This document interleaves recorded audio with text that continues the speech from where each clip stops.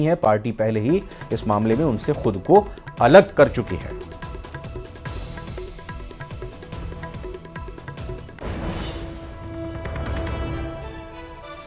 कोई उस बयान से बिल्कुल पहले ही दिन से कह दिया कि हम इससे कोई संबंध नहीं रखते, हम इसको कोई पुष्टि नहीं करते, हम इससे इत्तेफाक ही नहीं रखते हैं और वो उनका अपना निजी होगा, उससे कांग्रेस का क्या लेना देना। इनके पास कोई मुद्दा नहीं है ना अब, इसलिए इस तरीके की बातें ला रहे हैं। किसी भी व्यक्ति ने क्या कह दिया होगा उससे कांग्रेस का क्या लेना देना। कांग्रेस तो ये कह रही है कि आप बताइए कि आप 50% आरक्षण की कैप को ख़त्म करेंगे क्या।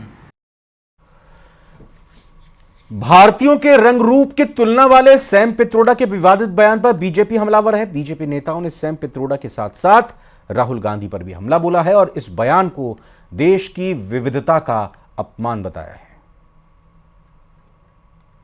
के मुख्य जनक और मार्गदर्शक सैम पित्रोदा साहब ने एक बार फिर एक बकवास की है।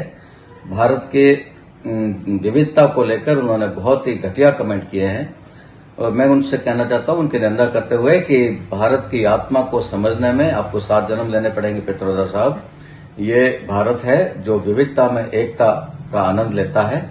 हमारी वेशभूषा, हमारा खान पान, हमारी बोली चाली, हमारा रंग रूप अलग हो सकता है, लेकिन हमारी आत्मा एक है, हमारी सोच है, हमारे भारत के प्रति भक्ति और निष्ठा और श्रद्धा एक है, जिसको कोई नहीं डिगा सकता और जिसको आप जैसे लोग पहचान भी नहीं सकते।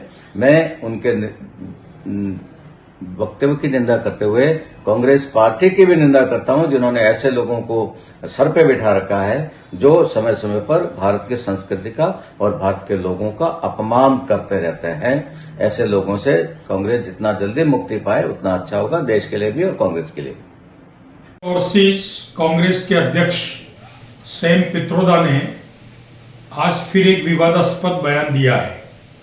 उन्होंने दक्षिण भारत के लोगों की तुलना अफ्रीका के लोगों से की है और आगे कहा है कि पूर्वी भारत के लोग चाइनीज लोगों की तरह दिखते हैं और पश्चिम भारतीय अरब जैसे नजर आते हैं। सैम पित्रोदा के इस बयान से आम भारतीय में आक्रोश है। मैं इसकी भत्सना करता हूं। कांग्रेस का एक फैशन बन गया है भारत और भारतीय का अपमान करना। मैं आने वाले इसी चुनाव में सभी लोगों से अपील करता हूं, इस प्रकार के भारतीय विरोधी बयान, अपमानजनक बयान का बदला इन चुनाव में देकर करारा जवाब सैम पित्रोदा और कांग्रेस को दें। भारतीय जनता पार्टी राजस्थान प्रदेश महामंत्री दामोदर अग्रवाल एवं भीलवाड़ा लोकसभा का प्रत्याशी। राजस्थान विधानसभा को डिजिटल करने की प्रक्रिया शुरू हो गई है। इसको लेकर भारत सरकार, राजस्थान सरकार और राजस्थान विधानसभा के बीच 3 पार्टी मेमोरेंडम ऑफ अंडरस्टैंडिंग हुआ है, जिसके चलते इस साल दिसंबर 2024 में विधानसभा पेपरलेस हो जाएगी।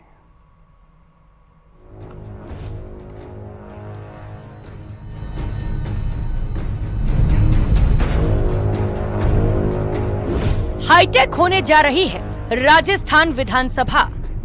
इसको पेपरलेस बनाने का हमने निर्णय किया है।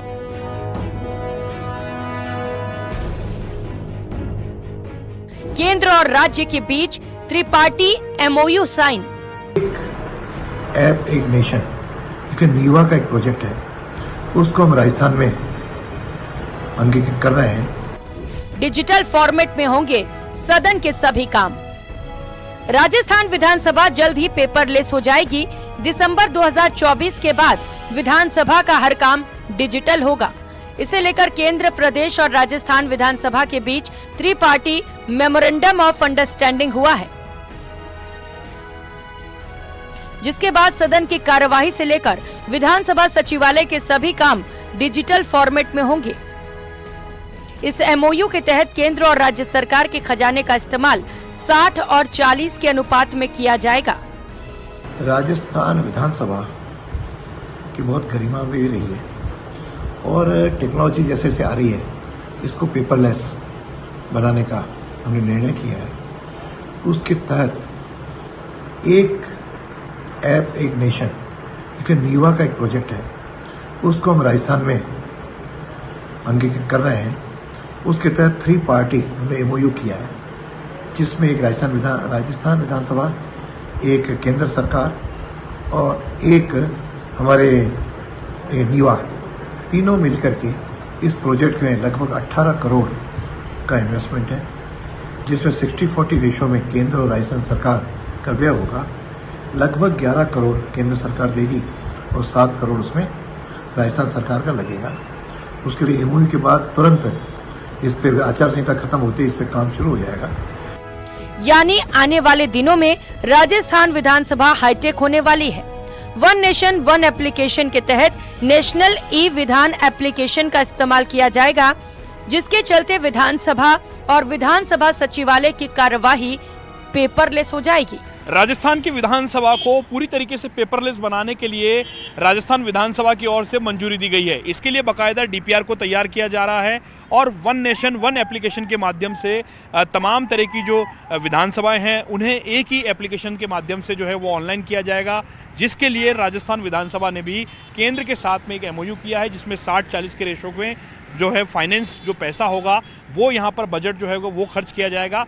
और जो माननीय सदस्य जो विधानसभा की पटल पर जब सदन की कार्रवाई में शामिल होंगे तब उनकी टेबल्स पर अब कागज के पन्ने नहीं बल्कि वहाँ पर पूरी तरीके से एक एलईडी स्क्रीन नजर आएगी, कंप्यूटर का डेस्कटॉप नजर आएगा, जिसके माध्यम से वो ऑनलाइन कामकाज कर पाएंगे, ताकि आने वाले दिनों में पूरी तरीके से राजस्थान की विधानसभा ऑनलाइन नजर आएगी, जिसके माध्यम से विधानसभा की कार्रवाई और पारदर्शी तरीके से लोगों के बीच में पहुँच पाएगी। कैमरा पर्सन शेर सिंह के साथ लवली वधवा, न्यूज़ 18 जयपुर। जल जीवन मिशन घोटाले की जांच सीबीआई को सौंपी गई है। इस घोटाले को लेकर जलदाय मंत्री कन्हैयालाल चौधरी ने दावा किया कि गहलोत सरकार के समय हुए इस ऐतिहासिक घोटाले में जो भी दोषी है, चाहे मंत्री या अधिकारी क्यों ना हो, किसी को भी बख्शा नहीं जाएगा। सभी दोषी सलाखों के पीछे होंगे। मंत्री कन्हैयालाल चौधरी से खास बात की हमारे संवाददाता लवली वधवा। जो राजस्थान के मंत्री हैं कन्हैयालाल चौधरी, वो हमारे साथ मौजूद हैं। कन्हैयालाल जी, आपकी सरकार ने एक बड़ा फैसला लिया है, सीबीआई को जांच देने का बड़ा एक कदम उठाया है। किस तरीके से देखते हैं आप, कितना बड़ा घोटाला रहा है अशोक गहलोत सरकार में? देखो, जिस तरह से पिछले 5 सालों के अंदर गहलोत साहब ने सीबीआई को राजस्थान में नहीं आने दिया, चाहे जल जीवन मिशन घोटाला और इससे भी बड़ा घोटाला जो हमारा पेपर लीक का घोटाला था, जिसके लिए हमने विधानसभा के अंदर माननीय हमारे सभी भारतीय जनता पार्टी सदस्यों ने खूब आंदोलन किया, खूब हमने आवाज़ उठाई। बाकी सीबीआई को, क्योंकि उनको पता था कि सीबीआई आएगी तो उनके गले दबेंगे। बाकी हमने वादा किया था कि जब हमारी सरकार बनने के बाद हम सीबीआई को भी जाँच देंगे, पूरा फ्री करेंगे कि कोई भी दोषी हो उसके खिलाफ कार्रवाई होनी चाहिए। माननीय भजन लाल जी, हमारे मुख्यमंत्री जी ने ये फैसला लिया, हमने चिट्ठी लिखी और उसके आधार पर आज सीबीआई आई है। कमिटमेंट किया था एसआईटी भी बनाएंगे, हालांकि सीबीआई को आपने जांच दे दी है, लेकिन अभी भी कई फर्म की आप जिक्र करें, कई फर्में बची हुई जिनके खिलाफ कार्रवाई नहीं हुई है। कई इंजीनियर्स जो हैं उन्हें भी प्राइम पोस्टिंग मिली हुई, कई ब्यूरोक्रेट हैं वो भी आज प्राइम पोस्टिंग पर हैं, वर्तमान की जीरो टॉलरेंस का दावा करने वाली भजनलाल सरकार में। देखो, जो विभाग में जो इंजीनियर्स हमारे पास उपलब्ध थे, उनके अंदर जिन इंजीनियर्स को मैक्सिमम जो अच्छे थे, जो काम कर सकते, उनको जो पिछले 3 साल से बाहर पटक रखे, तो उनको हमने मैक्सिमम उन लोगों को लगाया। बाकी जब हमारे पास कम जिम्मेदारी का काम, अगर वो इंजीनियर जो चीफ इंजीनियर हमारे कम है, तो उनमें कोशिश की, अगर आप इसमें देखोगे ईमानदारी से, अगर आप मंथन करेगा आपका चैनल, तो देखेंगे कि हमने काफ़ी कुछ बदलाव किया। पानी की हमने जो क्राइसिस थी और डैम समय पर, उस पर भी हमने काम किया। करना चाहते हैं जनता को, बड़ा कदम है हालांकि सीबीआई को जांच देना। आप एज ए मिनिस्टर 2024 के अंदर हम जो भी दोषी उनके खिलाफ कार्रवाई जांच करके उनके खिलाफ एक्शन ले लेंगे। कैमरा पर्सन शेर सिंह के साथ लवली वधवा, न्यूज़ 18 जयपुर। मुख्यमंत्री का फर्जी पीए बनकर राजस्थान राज्य कर्मचारी चयन बोर्ड के चेयरमैन और सचिव को धमकाने वालों के खिलाफ जयपुर के सांगानेर थाने में मुकदमा दर्ज हुआ है। बोर्ड के एडवाइजर विजिलेंस एंड सिक्योरिटी अधिकारी भीमसेन की तरफ से मुकदमा दर्ज कराया गया है। 19 और 20 अप्रैल को बोर्ड के अध्यक्ष मेजर आलोक राज और सचिव संजय माथुर के पास अलग अलग व्यक्तियों ने कॉल किया। खुद को मुख्यमंत्री भजनलाल शर्मा का निजी सचिव बताकर भर्तियों के संबंध में आदेश देने लगे। पुलिस अब मोबाइल नंबर के आधार पर धमकी देने वालों की तलाश कर रही है।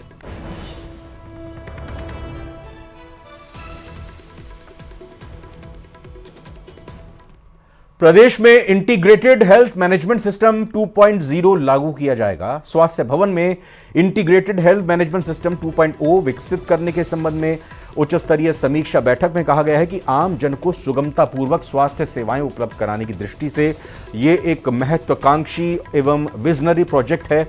उन्होंने कहा कि ये एक अत्याधुनिक हेल्थ मैनेजमेंट सिस्टम होगा जिससे प्रदेश के चिकित्सा तंत्र में सकारात्मक क्रांतिकारी बदलाव आएगा। आमजन, चिकित्सकों और प्रशासन तीनों के लिए ही यह बेहद लाभकारी होगा और चिकित्सा सुविधाओं को लेकर आने वाली चुनौतियों को दूर करेगा।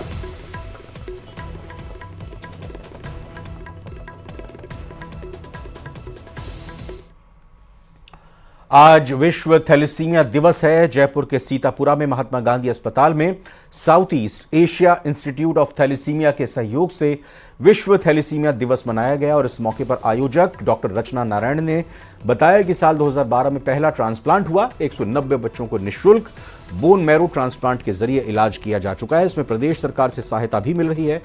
डॉक्टर प्रिया मारवा ने बताया कि कार्यक्रम में प्रदेश के कई हिस्सों से थैलेसीमिया से मुक्त हो चुके बच्चों ने परिवार वालों के साथ हिस्सा लिया है।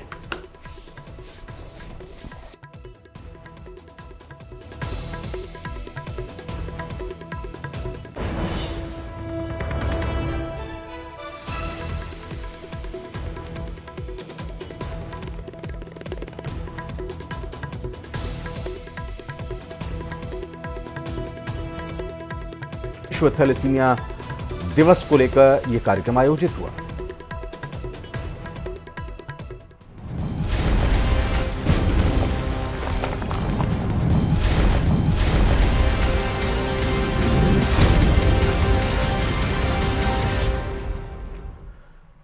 भरतपुर में पुलिस ने दबिश देकर बड़ी कार्रवाई करते हुए साइबर ठगों को गिरफ्तार किया। बताया जा रहा है कि इन लोगों ने अब तक करोड़ों रुपए की ठगी की है। इस रिपोर्ट में देखते हैं।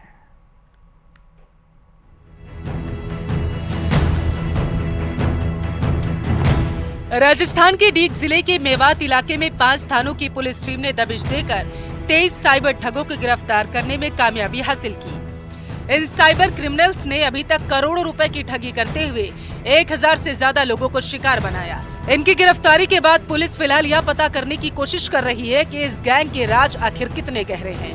अगर आप भी कभी ऑनलाइन ठगी का शिकार हुए हैं और नहीं हुए हैं तो सावधान हो जाइए। आज हम ऑनलाइन ठगी करने वालों का ही लाइव शिकार करने जा रहे हैं। मतलब कैसे आपको इस जाल में फंसाया जाता है, कैसे मात्र 2 मिनट में ही आपका अकाउंट खाली कर दिया जाता है, सब कुछ हम आपको लाइव दिखाने जा रहे हैं। जरा आप ये वीडियो देखिए। वैसे सर आपका जो पेमेंट है उसमें से आपका 30,000 आपको वापस आएगा और 2,520 है सर वो केयर फीस माइनस होता है सर इसमें से। ओनली आधा घंटे के अंदर अंदर ये पेमेंट आपको जमा। बड़ा प्रॉब्लम क्रिएट होने वाला है इधर से। सर हमको मालूम है तो डीएसपी सर फोन किए कि ये नंबर। जी हमारा नंबर आपको cyber crime branch IPS police officer से ही नंबर भेज रहा हूँ बेटा। नंबर भेज दिया है, आप चेक कर लो, ठीक है। फर्जी बैंक अकाउंट में ठगी के शिकार लोगों से रुपए डलवाकर ATM के जरिए पैसों को निकाल लिया जाता था और इसके बाद ठगी की रकम का आपस में बंटवारा किया जाता था। गिरफ्तार बदमाशों से पूछताछ की जा रही है। पता लगाया जा रहा है कि इनकी गैंग में और कितने लोग शामिल हैं, जिससे उनको गिरफ्तार किया जा सके। इनका वीडियो जिसको हम डिकॉय कह सकते हैं वो तैयार करा, जिसमें कि लाइव साइबर ठगी करते हुए उन लोगों को हमने रिकॉर्ड किया है और वो मेरे ख्याल से सभी को देख करके जो आम जनता है, पब्लिक है, वो भी उनको देख करके समझ पाएंगे कैसे हमारे साथ ठगी हो रही है। उसके लिए हमने उसको बनाया है। इसमें 46 मोबाइल में सिम कार्ड, 6 सिम, उसके अलावा एक मिनी ATM मशीन, 3 चेकबुक, 4 जो है इनकी ज़मीन की रजिस्ट्री के कागजात भी हमने जब्त किए जो कि साइबर ठगी के पैसे से खरीदे गए हैं। एक क्रेटा कार जो कि साइबर ठगी के पैसे से खरीदा गया है, एक ट्रैक्टर और 2 मोटरसाइकिलें भी जब्त की गई हैं। वहीं पुलिस के लगातार निगरानी रखने के साथ जीरो टॉलरेंस नीति पर काम किया जा रहा। यही वजह है कि ऑनलाइन ठगी में सक्रिय अपराधी या तो इस काम को छोड़ चुके हैं या फिर क्षेत्र को छोड़कर अन्य जगह चले गए। भरतपुर से दीपक पुरी की रिपोर्ट। और फिलहाल एक छोटे से ब्रेक का वक्त हुआ है।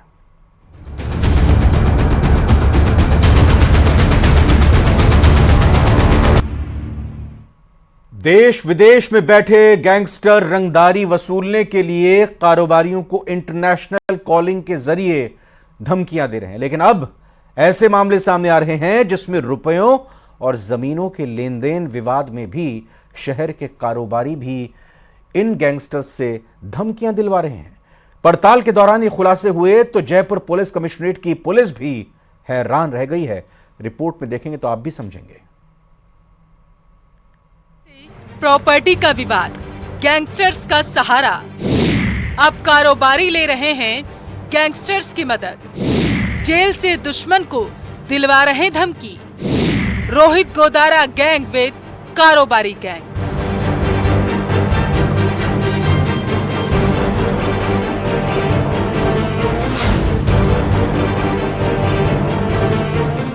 राजधानी में पिछले दिनों एक कारोबारी को लाखों रुपए के मामले में रोहित गोदारा के नाम से धमकी भरा कॉल आया। इसके बाद अजमेर हाई सिक्योरिटी जेल में सुखदेव सिंह गोगामेड़ी हत्याकांड के आरोपी रोहित सिंह के नाम से धमकी भरा भी कॉल आया, जिसमें कारोबारी को धमकी में बताया कि दिलीप सिंह उनका आदमी है। पिछले दिनों वेस्ट जिले में 3 से 4 ऐसे ही मामले सामने आए, जिसमें इलाके में रहने वाले कारोबारियों को जेल में बैठे लॉरेंस और रोहित गोदारा के गैंग से जुड़े हार्डकोर बदमाशों ने धमकी भरे कॉल किए, जिसमें पुलिस ने धमकी दिलाने वाले कारोबारी दिलीप तंवर को भी गिरफ्तार किया। इसमें सामने आया कि धमकी देने के बदले मिलने वाली रकम में बदमाश अपनी हिस्सेदारी पहले तय करते हैं। वैशाली नगर में जो हाल में लगभग 15 दिन पहले केस दर्ज हुआ, जिसमें दिलीप तंवर नाम का व्यक्ति, जिसका किसी के साथ में रुपयों के लेन देन का मसला था, उस व्यक्ति ने इस गैंग के लोगों का सहयोग लेकर एक्सटॉर्शन कॉल कराई, धमकी भरे कॉल के प्रयास किए। उस क्रम में एक केस रजिस्टर हुआ जिसमें दिलीप तंवर अरेस्ट हुआ। ऐसा ही राजधानी में पूर्व में भी एक मामला हो चुका है, जिसमें लेन देन के मसले पर इस गैंग से एक्सटॉर्शन थ्रेट कॉल कराए गए ताकि वो वसूली गैंग के माध्यम से कराई जा सके। डीसीपी अमित कुमार ने माना है कि अपराधी संगठित रूप में काम कर रहे हैं। पिछले दिनों हरमाड़ा, वैशाली नगर और चित्रकूट इलाके में कारोबारियों को जेल में बैठे बदमाशों से मिली धमकियों के खुलासों में ये बात साफ हो चुकी है। क्या ये लगातार कनेक्टेड फॉर्म में काम कर रहे हैं? तो उसका जवाब है हाँ, ये संगठित तौर पे काम कर रहे हैं। हम लोग भी संगठित तौर पे इन सब के ऊपर इनको मदद करने वाले सारे लोगों पे सामूहिक रूप से नज़र रख रहे हैं। जो पिछले जो मैंने 3 केस आपको बताए, हरमाड़ा का केस, वैशाली नगर का केस और चित्रकूट का केस, तीनों ही केस में पुलिस ने आगे बढ़कर और वारदात को होने से पहले इनको रोका और बड़ी संख्या में इनके मुलजिमों की पुलिस ने अरेस्ट किया है। और पुलिस ने एक अच्छा कार्य इस गैंग पे अध्ययन करके इनके सारे गिरोह को बंद करने का कार्य किया। करीब 1.5 महीने पहले हरमाड़ा इलाके में एक शराब कारोबारी को मिली जान से मारने की धमकी और उसकी हत्या की साजिश रचने के मामले में पुलिस ने 16 बदमाशों को गिरफ्तार किया। हालांकि पुलिस ने हत्या की वारदात से पहले ही गैंग को धर दबोचा। इनमें जेल में बंद बदमाश हरियाणा और यूपी से आए शूटर्स भी शामिल थे। पुलिस ने इनको कड़ी सजा दिलवाने के लिए कई धाराएं लगाई। इसमें जमानत होने में काफी मुश्किल होगी। डीसीपी अमित कुमार का कहना है कि हम सभी को चेतावनी देते हैं कि कोई भी आपसी लेन देन मामले में किसी गैंग का सहयोग लेगा तो उनके खिलाफ कड़ी कार्रवाई की जाएगी। पहले भी हमने वैशाली नगर केस में गैंगस्टर से धमकी दिलवाने वाले दिलीप सिंह तंवर को गिरफ्तार किया और आगे भी ऐसी कार्रवाई जारी रहेगी। हम सभी लोगों को आगाह कर देना चाहते हैं कि कोई भी आपसी लेन देन के माध्यम से अगर किसी गैंग का सहयोग लेगा तो पुलिस कड़ी विधि संगत कार्रवाई करेगी और उन लोगों को उन्हीं गैंग की धाराओं में अरेस्ट करेगी। पूर्व में भी पुलिस ने उन लोगों को अरेस्ट किया था। वर्तमान में भी हमने वैशाली नगर केस में उस व्यक्ति को, दिलीप तंवर को अरेस्ट किया। जिस तरह से व्यापारी गैंगस्टर्स की मदद ले रहे हैं, इससे पुलिस के लिए इकबाल पर भी अब सवाल खड़े हो रहे हैं। जयपुर से न्यूज़ 18 के लिए विष्णु शर्मा की रिपोर्ट।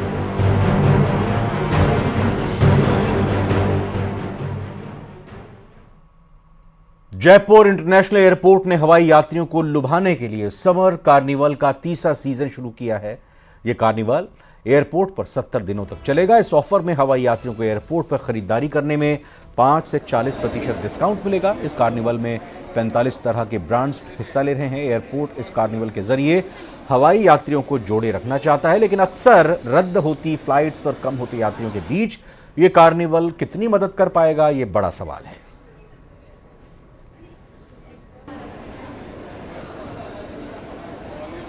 तो कार्निवल की ये तस्वीरें भी आप देख सकते हैं। हवाई यात्रियों के एयरपोर्ट पर लुभाने की कोशिश की तस्वीरें। जयपुर इंटरनेशनल एयरपोर्ट पर यह पहल की गई है। समर कार्निवल का यह 3रा सीजन शुरू किया गया है।